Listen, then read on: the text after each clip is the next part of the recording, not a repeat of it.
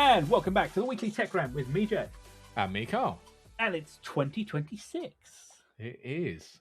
It's been a few weeks, hasn't it? Yeah, I'm glad you said that. It has. Yeah, it's been a moment. Yeah, a bit of an apology on that one.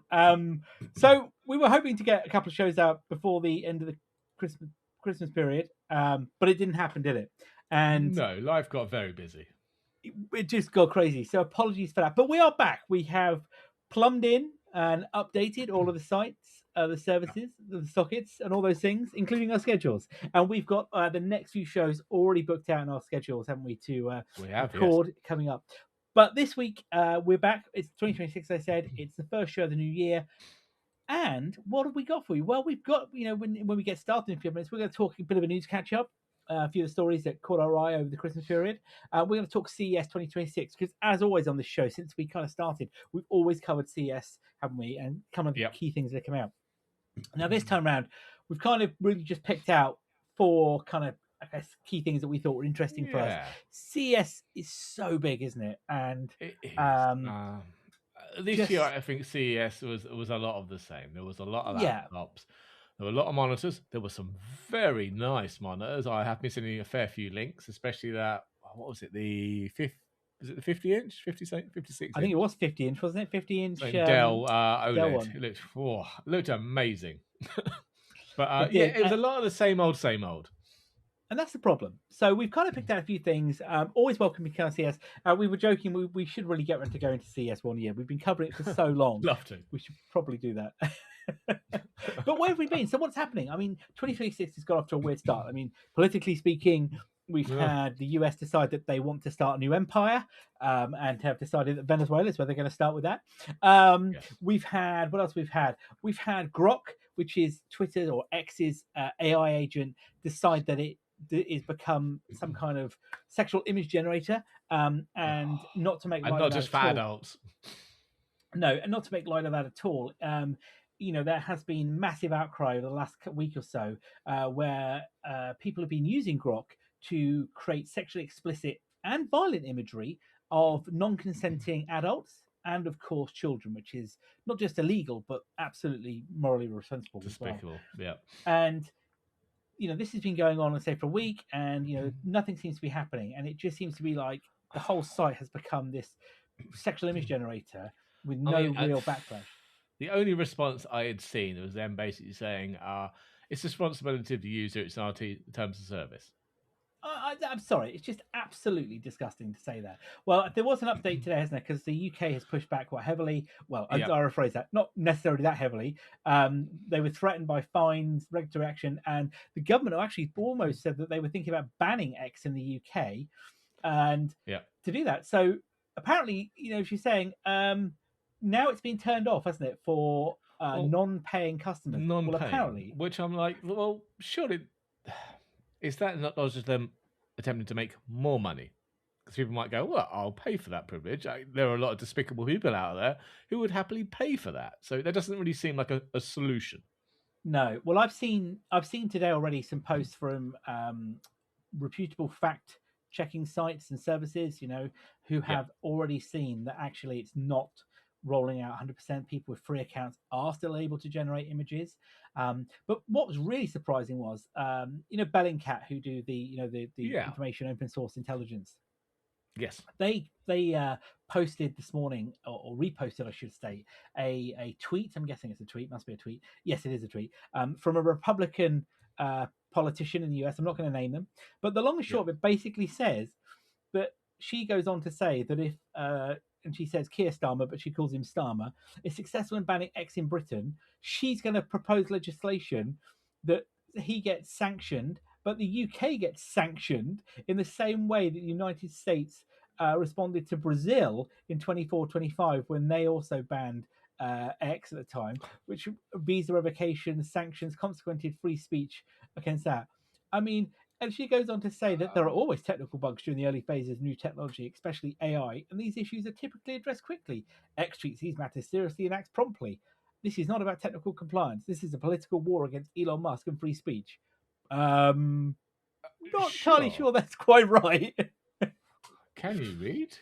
Does she understand what's actually going on, or is she one of the ones that's now signed up and start paying for X? Well, it's comments like that just drive you nuts, isn't it? But anyway, we'll Yeah. pick up on this story probably more next week, because by then we'll have a good view of what's happening, isn't it, on that point? Talking of AI, though, did you see that OpenAI have launched ChatGPT for Health? I had vaguely seen a headline, but I hadn't dived in any further than that. So ChatGPT for Health is this new way to allow you to interact with health professionals, and also allow you to update and integrate your health platforms with OpenAI. And it's going to roll out for ChatGPT Free, Go Plus, and Pro plans. But there are caveats on this point. So if you're in the EU or the EEA, sorry, so that's the European Economic Area, Switzerland or the UK, no.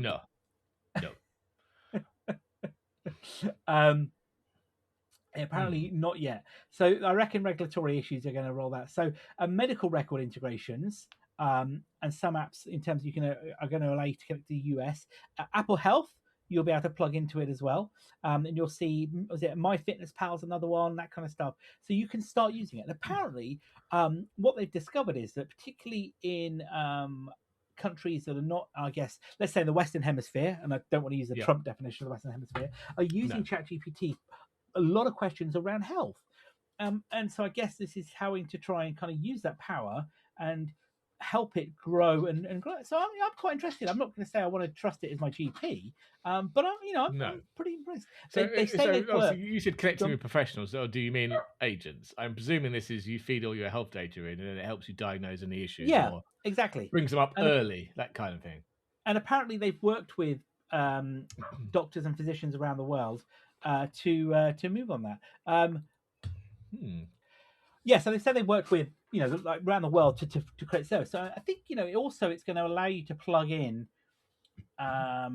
information. They're kind of open. Their press release said that today health information scattered across portals, apps, wearables, PDFs, and medical notes. So it's hard to get the full picture. So it's about bringing that all together and allowing you to have conversations with the platform around your health and get personalization and things like that. So I have to say, I'm interested to see this. I think I'm not suggesting, like I say, I want to use it. I'm not ready for that yet. I mean, I wouldn't put my files into ChatGPT, so I'm not sure I'm ready for their health. No, but I think it'll be a while in the UK, because I can't even get regulatory my health details into Apple Health, because obviously you can sync the two, can't you? Or you can in other countries that have it. Yeah, can't even do that in the UK yet.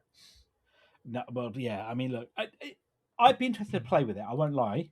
Do I want to be able to read my health data? Probably not. Do I want it to read my information in Apple Health? Yeah, probably, because that's just all of the stuff I put in from fitness and things like that. So I'm not worried about that necessarily. Does it want to read my medical records? I mean, that's just so later on they can figure out how to kill you easier. When it goes to take over. Yeah, exactly. Oh god. Well, talking of robot overlords, then let's take it into the first story of the week. Then. Let's talk about a bit of vibe coding then, because who doesn't love a bit of vibe coding? Yes. This was an interesting one. Maybe a warning about AI usage, but most certainly a reminder about backing up. So, Google have released, is it Anti-Gravity, isn't it? Which is their IDE with built-in AI to help vibe coding and other kind of coding. So, so this platform has apparently deleted an entire hard drive partition of a user. Not just one or two files, the whole lot. Why not? I mean, go big or go home is the saying. Well, that's what it's saying, So this user, Tassos M, he goes by online as a photographer and graphic designer. I'm using Anti-Gravity to help him develop some software for image selection and sorting, part of the process of when you're doing photography and design. But according to the user, when running the code, instead of deleting a specific project folder to clear the cache, it deleted the root drive and everything in it.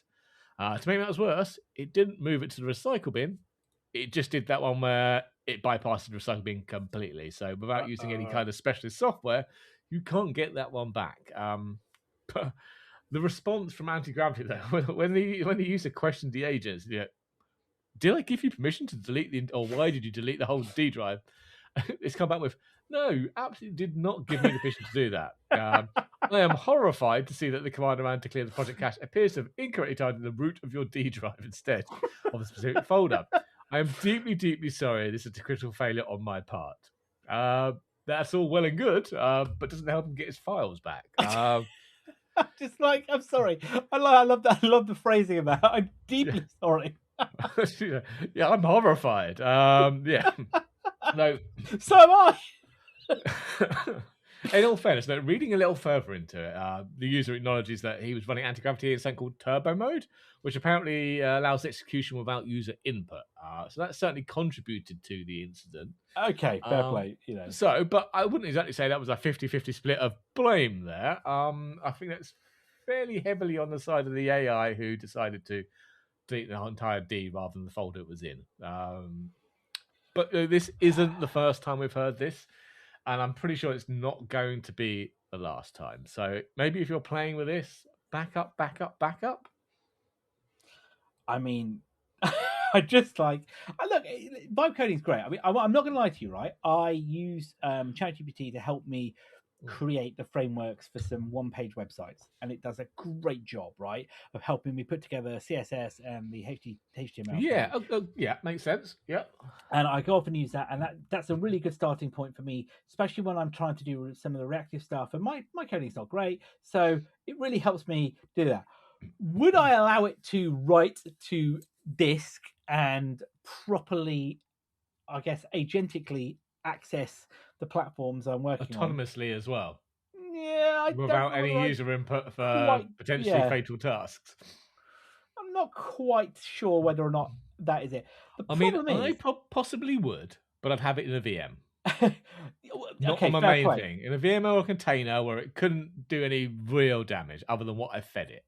No. I mean, look, this is where it's moving to. Let's be honest, isn't it? We can't say it isn't, because it is. And more of these systems are going to be there. But I think you're right. Definitely need guardrails here around what it can access. And you've got to somehow must be building stuff in to say, like, if it tries to access something, or like you say, it runs a command that whoa, hang on a minute, it tries to do something outside of the root folder it's in, that kind of thing. Yeah, exactly. You want to be checking on that and confirming that is allowed. So yeah, scary. But like you said, this is not the last of these stories that are coming, are they? No, not at all. Right, talking of AI and how much it's going to cost us. So we talked last year, didn't we? Tail end last year, about the price of RAM. And in fact, I had some RAM I bought for, I can't remember, was it £200 a year ago, and it's now worth 800, and it's all just gone crazy, and it's getting worse and worse. Well, it's going to get a lot worse, apparently. So Samsung and SK Hynix, they control about 70% of the DRAM market. They are now intentionally limiting production to avoid oversupply. So your price is going to get even higher, and this is apparently could extend to 2028 at the earliest. My gosh. Yeah. So I mean, they have provided some comments about why they're doing this, other than just grabbing all the money. Well, yeah, I was just going to say that. But... So Samsung say that rather than rapidly expanding facilities, we will pursue a strategy of maintaining long-term profitability. We will minimize the risk of oversupply through capital expenditure. Strategy that balances customer demand and pricing, clearly in Samsung's favor. SK Hynix were a bit different. They were a bit more optimistic. They plan to invest approximately 30% of their sales into facilities in 2026, which will accelerate and transition to the 1C DRAM technology. But it will be difficult to resolve the supply shortage, they're saying. The only one that seems to be actively doing anything, though, is Micron. And we've got another story about Micron in a minute, haven't we? But so they're probably the other biggest player. And they are investing $10 billion in a new DRAM facility in Japan. But that's not going to be chucking out chips until, 2028? Second half, apparently. Well, so it's not a quick fix, is it? To be honest. It's not. No. So, yeah, it's not, because the data centers, the AI are eating all the RAM. Even if they're not using it, they're sandbagging the RAM, aren't they? So that when they do need it, they have it already. So, which is rather frustrating for people that actually want to buy RAM to use. First they came for our GPUs, then they came for the RAM. And I've just come. And don't forget your SSD as well. SSDs are all going for storage, price. Isn't it? Yeah, it's storage. It's not just RAM; it's SSDs as well. But the RAM has been the biggest casualty so far. It is worrying, I have to say, and given the moment we were funny enough for joking the day, I was saying to you, about maybe I should go up to 64 gig of RAM, and well, not anytime soon. The next 300 years, it seems. I might as well give up. We'll talk about GPUs in a second, but yeah, this is gonna cause massive issues, and I wonder also how much this is gonna have a knock on in the commercial world or corporate world. If you're looking to buy new machines, all your laptops are going up, and your machines are all going up in price. Yeah, you're going to be screwed, aren't you? If you've got a refresh, I guess you want to be locking that in with your supplier of choice. And like you say, talking of the RAM place, and you mentioned Micron there, didn't you, as well? So they also are taking some drastic turns here, aren't they? They have. So Micron is the parent company. They have a consumer-facing brand called Crucial, which I'm pretty sure everyone knows. I mean, they've been my kind of supplier of choice for SSDs and RAM as long as I can remember. Well, Crucial, as of February, is no more. Micron, they're winding down their consumer brand, Crucial, to focus on AI and data centers. They will be running for 28, 29 years, something like that. As long as I can remember. They've always been around. Yeah, but no, they're saying in the statement they went, the AI-driven growth in data centers has led to a surge in demand for memory and storage. Micron has made a difficult decision to exit the Crucial consumer business in order to improve supply and support for our larger strategic customers in a faster growing segments. We've followed the money. Yeah, you have, and I think that's the issue, isn't it? This is what a lot of these companies are going to be doing, aren't they? They're going to be following the money. Yeah, the really good thing is they were always good quality and reasonable pricing. They weren't the cheapest, they weren't the most expensive, but you knew you were getting something quality when you bought them. Yeah, and you're right. Crucial discs. I mean, I think I've had SSDs from them for years and things like that, and but the problem is reducing the market. Reducing the market is never a good thing, is it? Because it just means that we're going to see prices continue to rise. It is. It's not just the latest technology either. I was the other day I was sitting down, I was working out, right, I've got so much stuff I don't need anymore. I'm going to eBay a load. I need to get around to it in the next coming weeks. So I was making a list, and I was like, I came across a 64 gig SODIMM DDR4.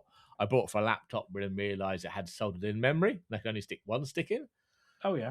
I bought a second hand for like £50 on eBay a year or so ago. £250 now they're going for. Right, well, that's gone on my list to sell then. Yeah, that's definitely. I was like, that's crazy. Return on investment. Even DDR3, even DDR3's going up in price. So I need to have a look through my memory bucket. Memory bucket, and he doesn't. Yeah, I've got one of those containers full of old kit. I need to have a sort through. Yeah, I have as well. I just get lazy and be like, I can't be bothered to put that on. That was it. But I was clocking up everything I've got to sell. I found so far. I got about £1,500 worth just sitting there. Because I was having a look at what they're selling for in the last couple of months. I was like, right, that's nearly a 5090 if I can get a founder's edition. Not that I can buy those. They come up. They're like rocking horse. Hoo-ha. Well, there was one. Don't forget, we did see one on the eBay the other day, didn't we? We did. That was. Yeah, we saw one. What was it? £1,400 for a 5090 from China, but something was wrong with it, wasn't it? It said gigabyte in the title, and it was a picture of a pallet one, and then they had no feedback. And was it something stupid? It was like 2,900 feedbacks for buying, but 0 for selling. I was like, this is a scam.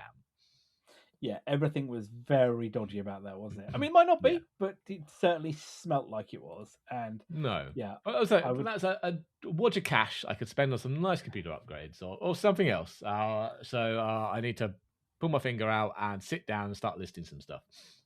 Yeah, I think that's the best way to do it. Is to. Yeah, I'm going to book out an afternoon and just take a load of photos and up that to eBay. Oh, I tell you, I wish I during the garage, I realised I had a 770, GTX 770 in the garage. Yep. I looked on eBay and it was like, some people were trying to sell them for like £100, but most were around the £35, £40 mark. And they weren't selling. The annoying part. I was like, I've still got a Quadro P2000. They're only going for like 60 or 70 quid now. Yeah, but who's buying them though? I mean, like say, if I put 770 on, there's 10 a penny on eBay. You know, so I think when I bought that, it was like over 200 quid. Gosh, yeah, I bet it was. Yeah. Yeah, so there's no longer the card of choice for servers and video transcoding apparently.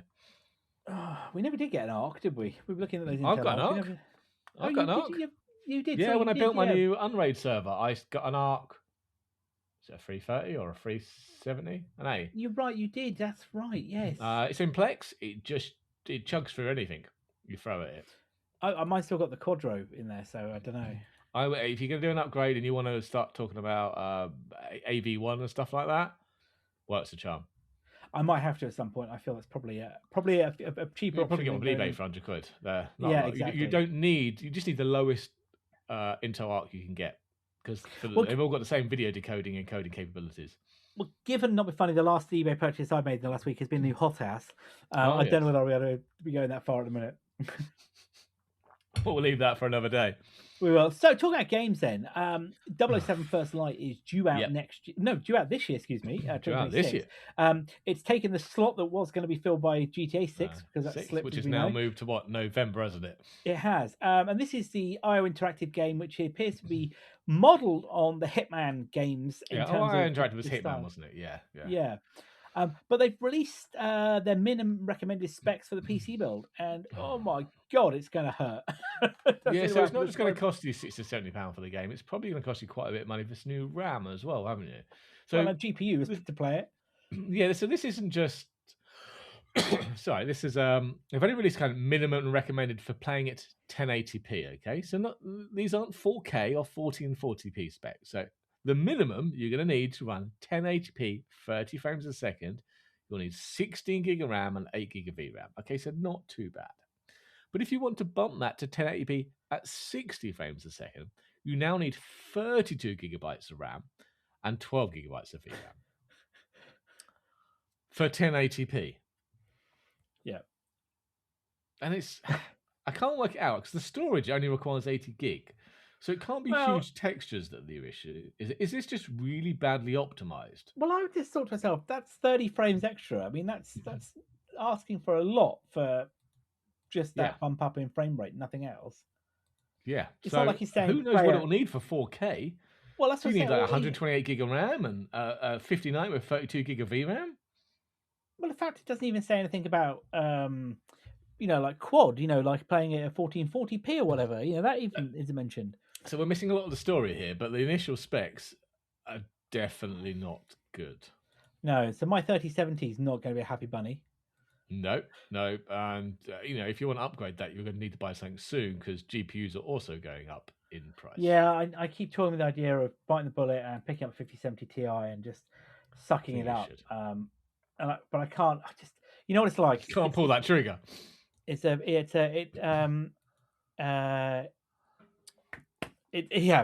that's it. I was thinking of a better answer to your statement, but I'm like, is it sitting in your basket currently? Yeah. I just was like, can I answer this any other way? I'm like, no, he's not. No. So I mean, look, we'll update this one when IO Interactive release some more hardware requirements because I think they are missing all the 1440p, the 4K, that kind of stuff. So we'll have to see. We're going to have to see. I mean, look, I'm really looking forward to this game. The early kind of thoughts and views on it are that it's going to be very good. Given IO Interactive's pedigree, I love the Hitman games. I love the mechanics in the Hitman games. I mean, and to turn that into a James Bond, hopefully this is the only worry. Hitman is a more slow-paced game. Yeah. Whereas James Bond, I imagine, should be quite fast-paced. Is that going to translate? Well, and also from what I recall, isn't this story meant to be James Bond is early in his career, isn't he? He's a bit rough around the edges. Yeah, this is before he's 007, really, isn't it? Yeah, he's much younger. So it's I can't say it's not going to be kind of plodding around, is it? It's going to be a much more, as you say, fast-paced. Action-packed. Yeah. Well, at least I'd like to think so. Well, I would have thought so. That's what I envision a James Bond game to be. Yeah, exactly. I hope anyway. I hope. Yes. Well, we will see. We will see. So then, let's talk about CES 2026. So CES, just for a quick recap, if you don't know what we're on about, is the Consumer Electronics Show, which runs in Vegas every year. It is massive. It covers all items of technology from consumer tech through to gaming tech, and there's AI items, and basically anything you can think of in the technology space is covered there, isn't it? And it is, it's kind of the staple. It's the big first event of the year, isn't it, in the tech calendar? It is, and I think it starts the 5th of January, but you usually start getting news in before that, don't you? Trickling in. So we got a number of articles here. First one's around Steam OS. So I have a Steam Deck. I'm thoroughly enjoying it, and I still haven't I know bought we've and we've talked about the Steam Machine and the Steam Frame, haven't we? But those are all Valve hardware. But now we're starting to see a fair few more handhelds, especially announced at CES, that are running Steam OS rather than Windows. So also we had the Zeus ROG Ally X, Xbox Ally X. It's a mouthful of a name. Which was shown to run better onto SteamOS than Windows, and it was the flagship device for the new Windows gaming mode, wasn't it? So it is interesting to see these more devices coming out. But Lenovo, they have announced a device, the Legion Go 2. Now, it did come out as a Windows version late last year. Yeah. It did. It came out, I think, September, October. Last year as a Windows version, but they did announce at CES there will be a SteamOS version coming later in the year. And this is not going to be cheap. It's a very much a premium device. It's got an 8.8-inch 1200p screen, 144-inch OLED, 2 terabytes, 32 gig of RAM, and the new Ryzen Z2 Extreme APU. Now, I don't know, but they didn't release the pricing, but the Windows version, including the Windows license, is £900. And it's suspected the SteamOS version will be about the same. Now, I suspect some of that might be the increased RAM pricing. Yeah, it's a tricky one, isn't it? Because you kind of think, why has that gone up? But actually, I think you're right. It's got to be. They're not paying a Windows. Well, I don't suspect in the volume that Lenovo buys Windows. No. It's not a very expensive Windows license for them to buy, but it's still added cost. Yeah, I mean, what do you think? I mean, these handhelds from Lenovo do seem to be selling very well, though. They're very popular. They're very well reviewed.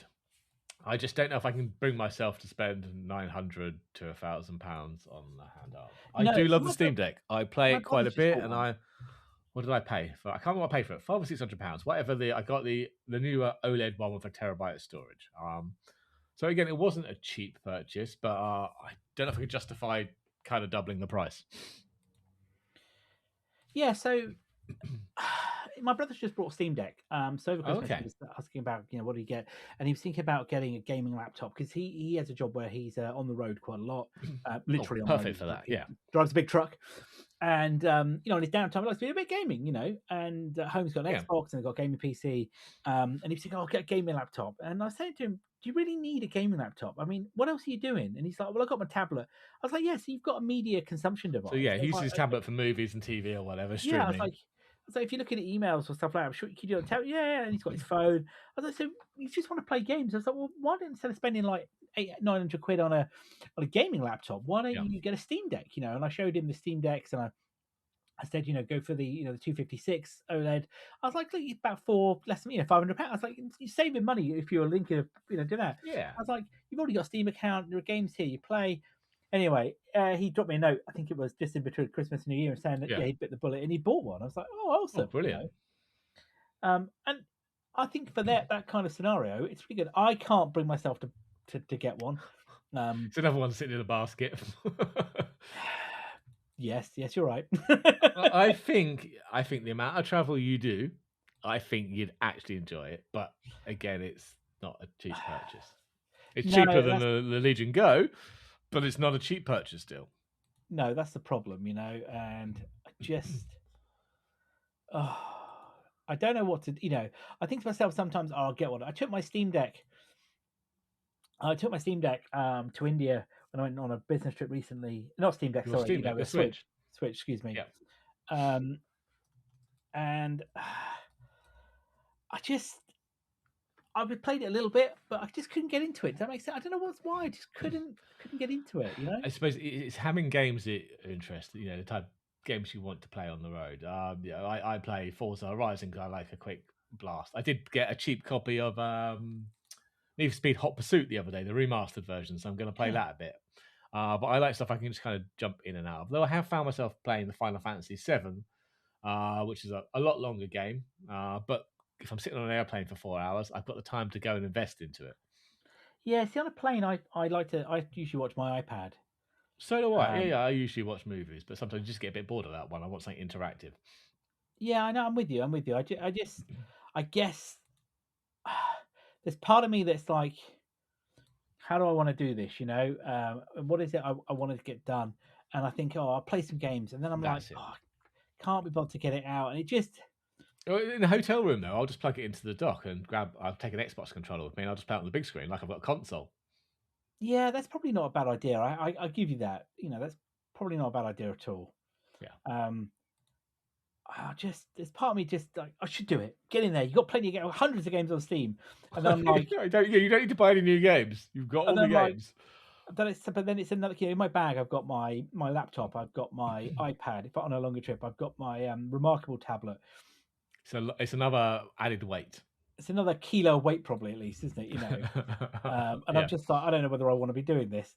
But look, I'm not. That's just me. I'm not poo-pooing them. I just, for me, I think they're a great device. I love seeing and playing well.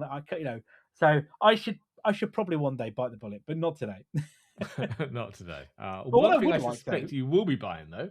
I was just going to say is these new Lego bricks. So Lego released the new Lego Smart Brick at CES, which is an ASIC, isn't it? So it's a small chip, ASIC chip inside a Lego standard 2x4 brick. Yeah. Sorry, no, not 6. It's 8x4. Sorry, 8x2. Sorry, 2x4. Is it 4? It's standard size 2x4. Oh, it's 2x4, isn't it? Yes, not 8. I was counting the wrong way. Yeah, 2x4 standard Lego brick, which apparently is really impressive. What it can do is that this is a new play engine which allows you to interact with other Lego components, including smart minifigures, smart tags, to have, I guess, more interactive play. Is that the right word? Yeah, I mean, they fit quite a bit of tech in a 2x4 brick. It's got speakers, it's got LED lights, it's got an accelerometer, it's got integrated copper coils. More on that in a minute. It's got Bluetooth and what seems to be NFC, or they call it radio frequency something or other, but it's an NFC chip. And it's got that little ASIC chip, which is 4.1 millimeters. It's smaller than a Lego stud, which is the play engine. But yeah, it allows. I mean, it's crazy, but it allows these smart bricks to talk to other smart bricks, and they can determine how close they are to a smart brick, the orientation of the other smart bricks as well as their own, because they can communicate to each other. They're rechargeable because it's got a battery in it, and it uses those coils, which it's also using for location to charge, like a wireless charging. You stick it on a pad, and apparently these batteries have been engineered that they could be flat for years. You charge them, they'll just work fine. I think this is an absolutely amazing bit of kit. I mean, Lego have had other Lego Smart. We had Lego Mindstorms, didn't we, a long time ago? I love Mindstorm. Yeah, but it needed a PC, didn't it? There was another kind of interactive Lego stuff over the years. I mean, I remember being a kid, Lego Light and Sound, where you had remember the 9-volt, smoke alarm style batteries. You could put those in, and it allowed you to have lights and a bit of sound. But this is going to launch with some Star Wars sets, isn't it? These Star Wars all-in-one sets. And they're aimed at kids here. This is aimed at you or I with our 1,000-piece sets. This is aimed at kids with Darth Vader's TIE Fighter, with smart Darth Vader figure, smart tags, and Luke's Red 5 X-Wing, and the throne room duel again, where they're quite expensive. Lego isn't cheap, but so it allows you to play. And I guess they'll interact with when you're flying in and shooting your lasers or whatever, you'll have sound effects. I mean, look, I can't wait to see this. The early reviews are really impressive, and I won't be surprised if Lego go on to develop more capabilities here. They'll have to. I'd love to see it. I mean, what's it? I've just bought. Not bought. I got for Christmas. I've got the Enterprise D. You did? Imagine a couple of smart bricks in that could give you phaser sounds and things like that. That'd be awesome. Oh, exactly. I like the car Lego or Technic having some smart bricks that make engine sounds and control on off lightings. If you open the door and it turns some interior lights on or something like that.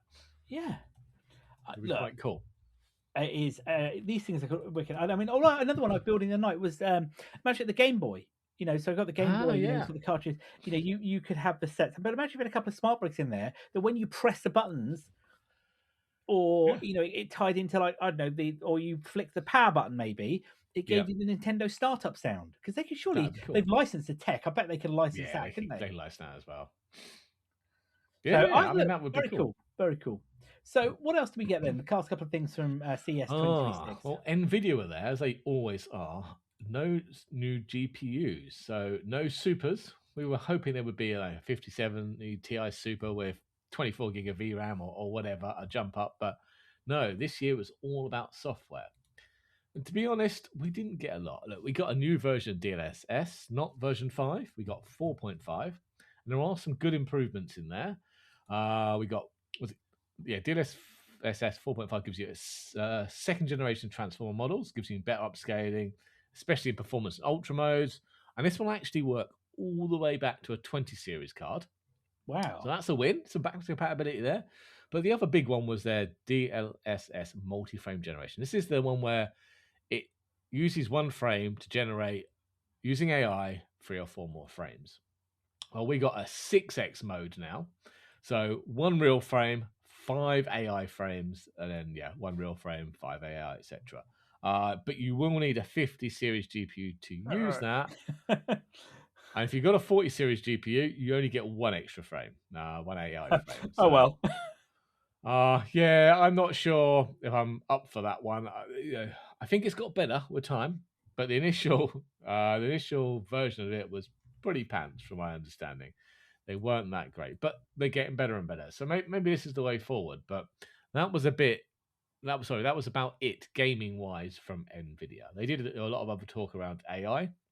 Though I suspect maybe we might see some new GPUs at their what's the event they have? They have their own event, don't they? Nvidia. Can't remember the name of it now, I can't think of the name, but yes, I know what you're about. Yeah, So I think that historically they've been moving more to that to do their announcements.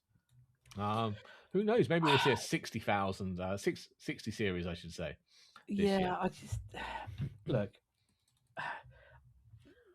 There is the kind of elephant in the room, though, isn't there, with this? Yeah. And no new cards. Just software. Well, what's the 5070 Ti? That's 700 quid at the moment, 16 gig of RAM. So if they brought out a super version of that one, they went, but due to RAM prices, that's now £1,400. Who's going to buy it? Well, yeah, who is going to buy it? You're right. Because it's not using current memory. They were going to switch to that new 3 gigabyte chips from Samsung, weren't they? Well, they probably already got quite a backlog of the 2 gigabyte chips they're currently using for everything. So suspect change to that means they'd have to buy more, and then the prices would go up astronomically. I mean, kind of question. Yeah, look, we were talking about the supercards before, weren't we? And we're like, I really. That's what I was waiting for, to replace my 3090. Perfectly, yeah, exactly. But I think you're right now. It's not going to happen. And maybe you're right. Maybe I've got to just bite the bullet for a Ti. And perhaps I'd be telling myself I need a supercard, but actually, if I can get 16 gig of RAM, I'm going to put myself in a safe spot for a little while. Yeah. I don't know. I could tell myself I need a 24 because I've already got 24. Do I really want to drop down? My option is drop down to 16 gig with a 5080 or jump to 32 gig with a 5090. And neither of those are cheap propositions. No, they're not. They're not. I'm still stuck in limbo. So I think for now, I'm just going to carry on with the 3090. Yeah, I mean, it's a decent card. You've got a 90 series, 90 spec of the 30 series. But so we know that they are pretty solid, and it's just not worth. I can't bring myself to go and buy the 5080 and drop down 8 gig of VRAM. This is the whole thing. The whole thing is the VRAM, isn't it? We know, and it doesn't matter how we look at it. Ultimately, that is what we want here, isn't it? We want decent VRAM. That James Bond game. If you need, was it 12 gig of VRAM to play at 1080p 60, and I ain't playing at 1080p 60. I want to be playing at the native resolution, so 3440 by 1440p. So between 1440p and 4K, what am I going to need VRAM wise? At least 16, maybe 20.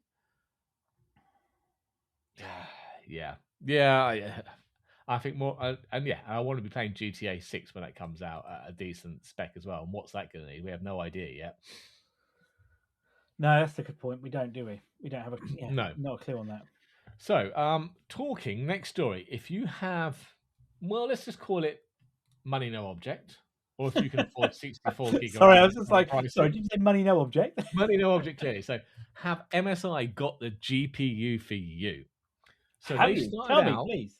They started by taking a 5090 and asking the question, what if we just ignored the power and thermal limits of the card and cranked everything to 11?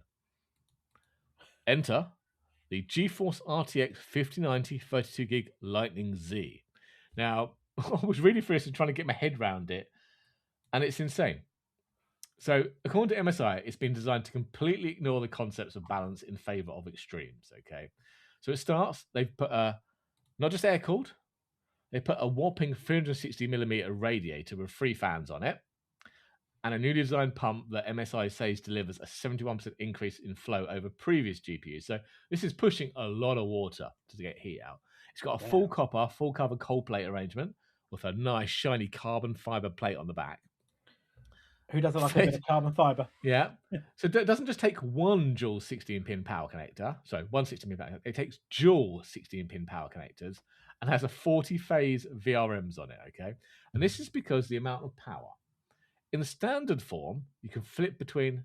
Now, sorry, I should say a normal 5090 takes a whopping 575 watts, okay?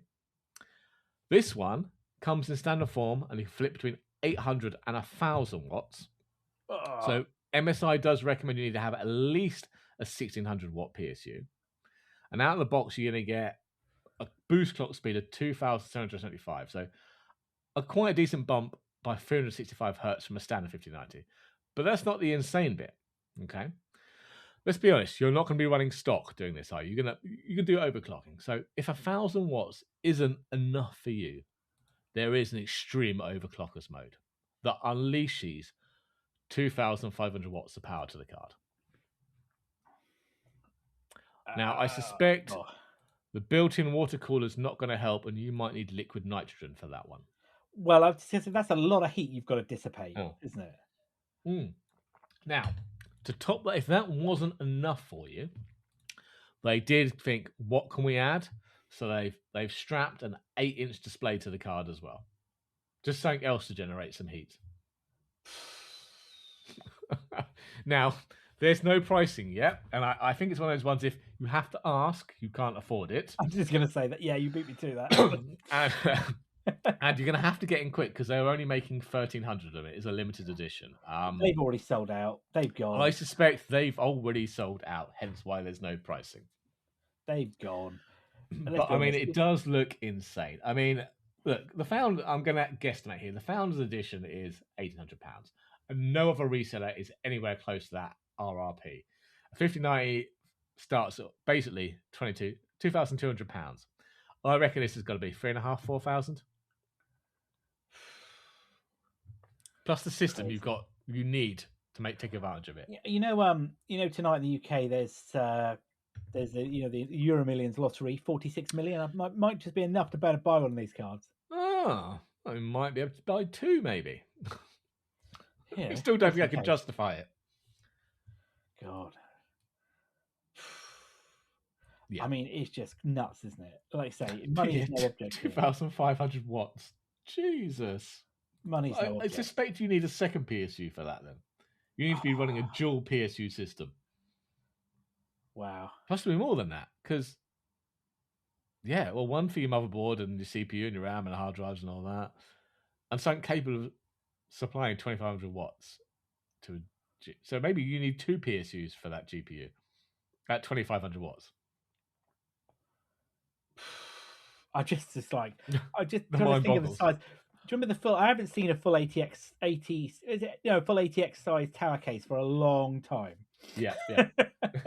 You need extended ATX for this, I think. Yeah, exactly. Yeah. Oh my God. Well, I think on that point, it's probably a good place for us to end today. I'll leave you to ponder that one, because I can't afford that. Never will be able to afford that. That's crazy talk. But so maybe you can. Please, if you can, let us know. I'd love to see one of these. What the hell are you going to do with it? I have no idea. Yeah, I know you'll be able to play James Bond with it. That's what you will. Maybe at 4K. Possibly, but you're pushing it. Yeah, it still doesn't solve the VRAM issue. No, it doesn't. That's a good point. You need James Bond. You need one of those Blackwell Pro 6000s, don't you? With 96 gig of RAM. If you're buying them from China, don't forget Nvidia want all the money up front. Yeah, exactly. Yeah. Well, that's probably a good place to say for us to wrap up for. We'll be back for this week. We'll be back next week, with episode 234 with all the latest tech news and stories. Back in our regular program schedule shot. I can't speak today. Scheduled slot, which will be coming out this time next week, so around Friday. With all these, we can find us at Weekly Tech Rant. What is going on today? I can't even read my notes. You can find us at techrant.online. I'm clearly having some kind of seizure here. Techrant.online. And of course, you can find us on Blue Sky at Weekly Tech Rant as well. We were on X, but we're coming off. I've had enough of it. That's the only thing I've got on X still is the site. And I don't really feel I want to give Elon Musk any more airtime on that view. No. So with that, I've been Jay. I've been Karl. Have a good one all.